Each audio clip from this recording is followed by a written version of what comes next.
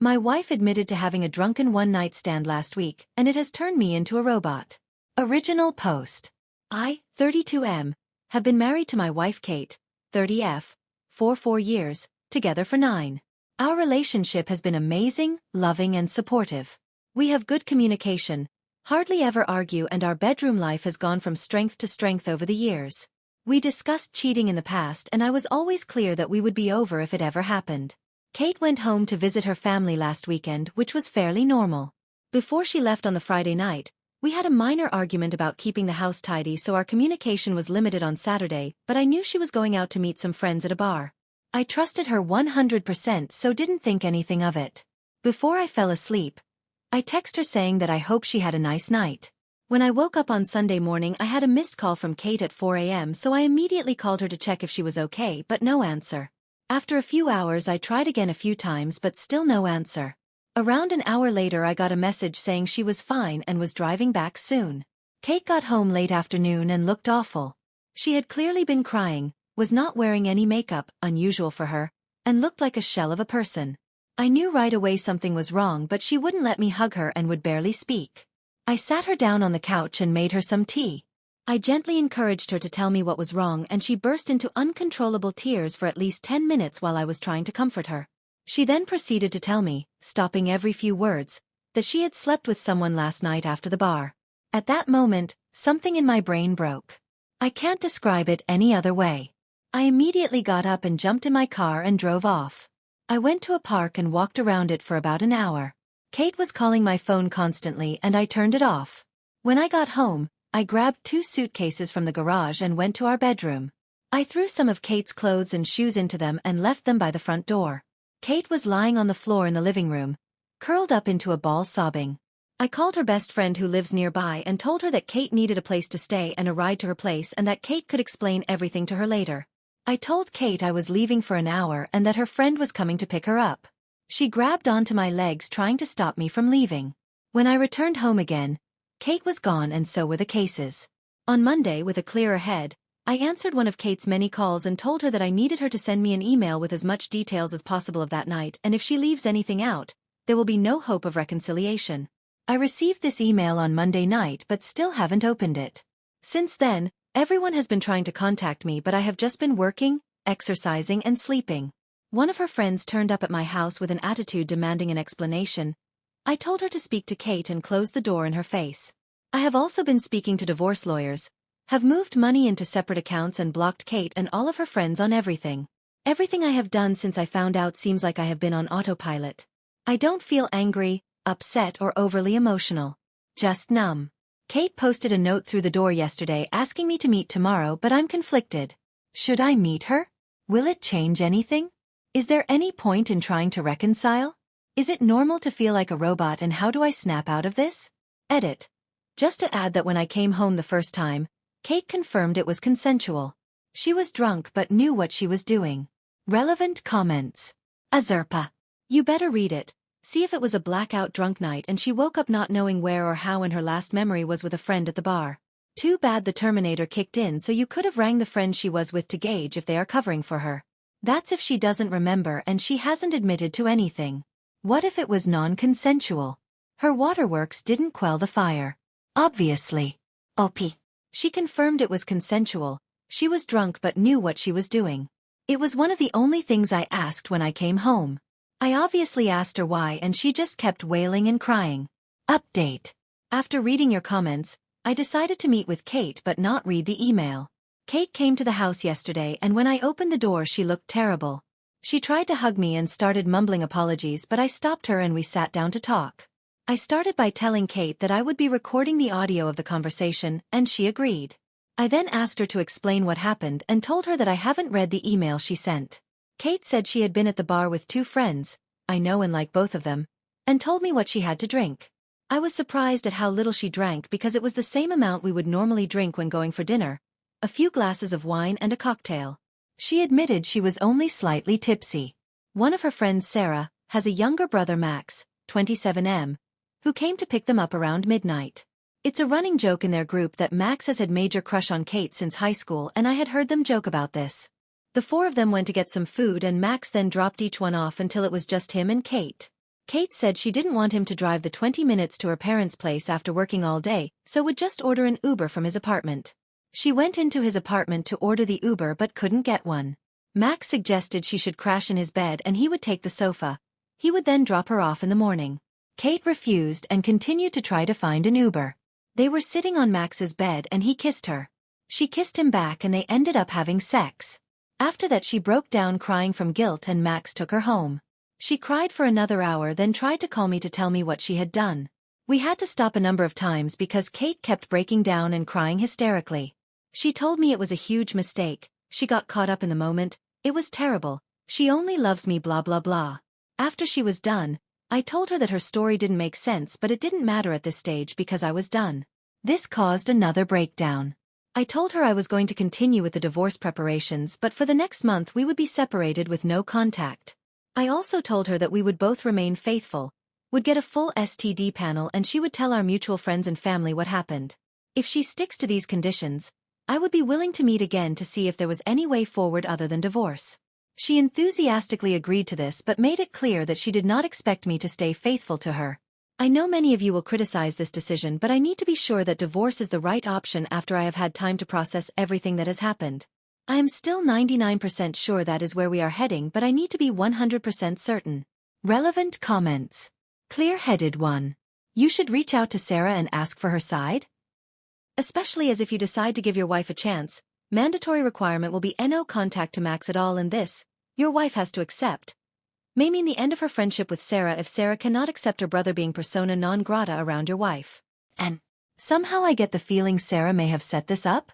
She no doubt is aware of her brother's feelings towards your wife, and would love it if your wife and her brother became a couple. OP. Thanks for the advice. My question is, does it even matter at this point? She cheated, maybe once, maybe 100 times but even if Sarah is involved and Kate cuts her out completely it doesn't change anything? Not being argumentative, just wondering if it's worth the extra digging. Update 2. A few things have happened in the last week so I thought I would make an update post if anyone is interested. First of all, I'm not in robot mode anymore. I have been having bursts of intense feelings of anger and betrayal but have been keeping busy with work and exercise. My friends have also been great since they found out and have been dragging me out of the house to hang out. I decided to read the email and wish I hadn't. The story Kate told in the email was mostly the same, but there was no mention of going into Max's apartment to order an Uber. There were also pretty explicit details of what they did, for how long and that they had apparently used a condom. I will never be able to forget this description. Many people who were originally criticizing me for kicking Kate out of the house have now apologized but they can keep it. Kate's parents reached out to apologize and I spoke to them because we had a good relationship before all of this. They begged me to try to work it out but said they understood if I decided to get divorced. I didn't commit to either option. Kate's other friend, that was there that night, contacted me to tell me her side of the story. It mostly matched up. Bar food home.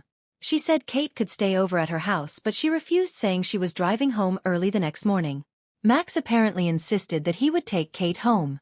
The version of the story that she told didn't mention Kate trying to get an Uber, only that Max invited her in and she accepted. I asked her if she had ever suspected anything before and she told me that about a year ago, she went to meet Kate for coffee but found Max sitting with her when she arrived. Apparently Kate looked guilty but when asked about it she said they just met by chance. Sarah, Max's sister, also reached out to me and I spoke to her too. She was angry with both Max and Kate and told me a similar story. Apparently her whole family are angry with Max and she had not spoken to Kate since she found out. She apologized on behalf of her idiot brother and said she had warned him to stay away from Kate since high school. She didn't think anything else had happened between them. I have had zero contact from Kate but heard that she was going to be moving into an Airbnb near our house. Apparently she is not coping well and called in sick from work a few times over the last few weeks.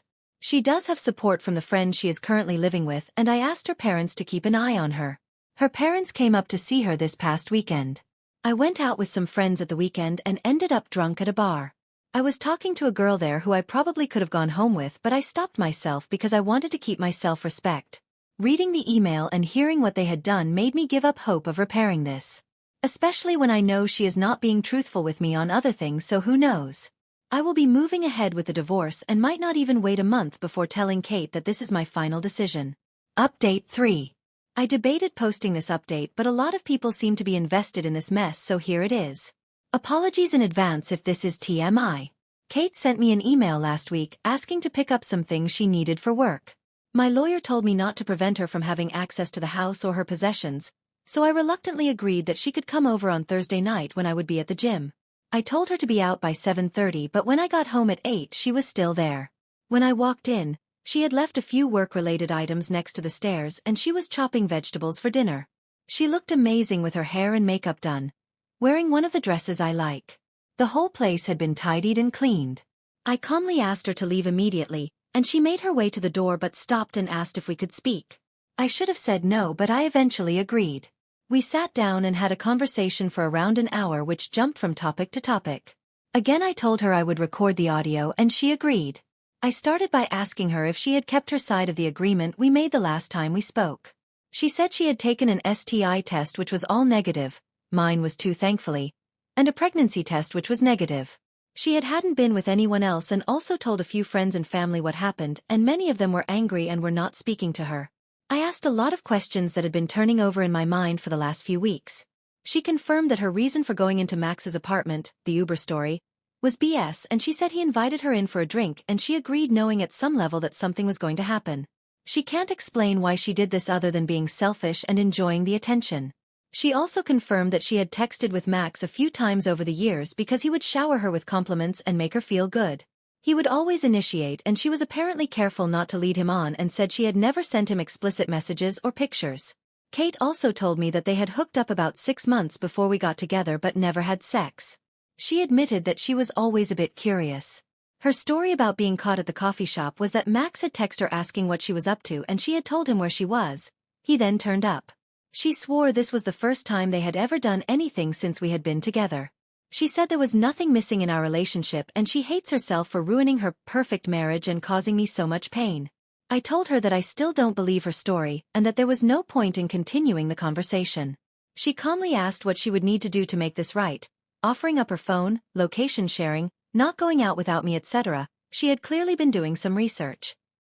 I said that I had no plans to become her prison guard, especially when I would never get over the betrayal. Things then took an unexpected turn which caught me completely off guard. She asked me to turn off the audio recording because she had something private she wanted to discuss and didn't want other people hearing it. I refused and she reluctantly continued. She asked if I had been involved with anyone else sexually since all of this happened, making it clear she was fine with it. I told her no and she said that I must be going crazy, we used to have sex almost daily, and started talking dirty about all of the things I could do with and to her. This involved a lot of kinky things that I had wanted to try or had only done a few times. She said she wanted to meet my needs, even if we did not get back together. She said we could have as many threesomes as I wanted from now on, or we could be open on my side only, and she would even find partners for us/me. She was trying very hard to turn me on and I stayed silent until she asked who I wanted to have a threesome with. For some reason, I mentioned the name of her coworker who is 5 years younger than Kate and a total knockout. This surprised her, but she was in too deep and asked me what I wanted to do with her. I went into detail about a pretty hardcore scenario and Kate was encouraging me until I said that she would just be watching. This again caught her off guard, but she went along with it. Later on, I realized that I only said all of this as a petty attempt to hurt Kate, which I don't feel good about. She was obviously convinced that her plan was working, so she pulled up her dress and got into my favorite position on the couch, begging me to have sex with her. I'll admit that for a few seconds my body reacted even though my head was not in the game. Everything suddenly came into focus and the content of her email came flooding into my head. I can't explain why, but I started to laugh. Not just a chuckle but a full-on belly laugh. She looked hurt and moved away, then started to cry. I told her it was time for her to go and she left quickly, probably due to the embarrassment. I also said she needed to hurry up and get a lawyer because we are getting divorced. The post-nut clarity after she left confirmed that I had dodged a bullet. I have a meeting with my lawyer later this week and want to move forward with the divorce as quickly as possible.